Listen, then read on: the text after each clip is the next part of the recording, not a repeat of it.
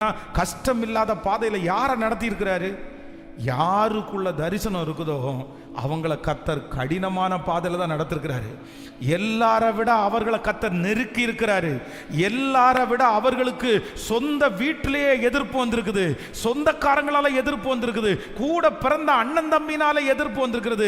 சங்கீதக்காரனாகிய தாவீது சொல்லுகிறான், சிங்கத்தையே கொன்றான், கரடியை கொன்றான். ஆனா அவர் என்ன சொல்றான்னா, என் தகப்பனும் என் தாயும் என்னை கைவிட்டாலும், அப்பா கைவிட்டாரு, அம்மா கைவிட்டாரு, அதை ஃபீல் பண்ணவன் தான் தாவீது. காரணம் அந்த விஷன் அவன் மேல இருக்குது. அதனால சோர்ந்து போகாதீங்க, சோர்ந்து போகாதீங்க, அப்படிதான் இருக்கும்.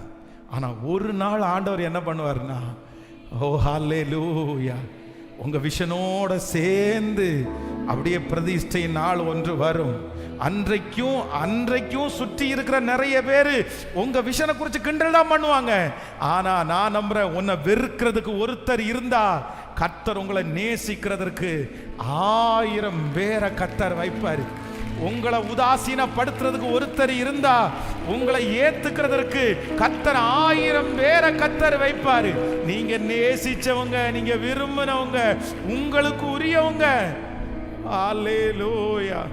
உங்க விஷனை குறிச்ச மதிப்பு யாருக்கும் தெரியாம இருக்கலாம். உங்க அழைப்பை குறிச்ச மகிமை வேற யாருக்கும் தெரியாம இருக்கலாம். உங்க மேல ஆண்டவர் என்ன கிருபை வச்சிருக்கிறாருன்னு யாருக்கும் தெரியாம இருக்கலாம். தெரிய வேண்டியவங்களுக்கு தெரியாம இருக்கலாம். கர்த்தர் உங்களை எவ்வளவு ஞானியா வச்சிருக்கிறாருன்னு என் கணவனாருக்கு தெரியலையே பாஸ்டர், என் மனைவிக்கு தெரியலையே,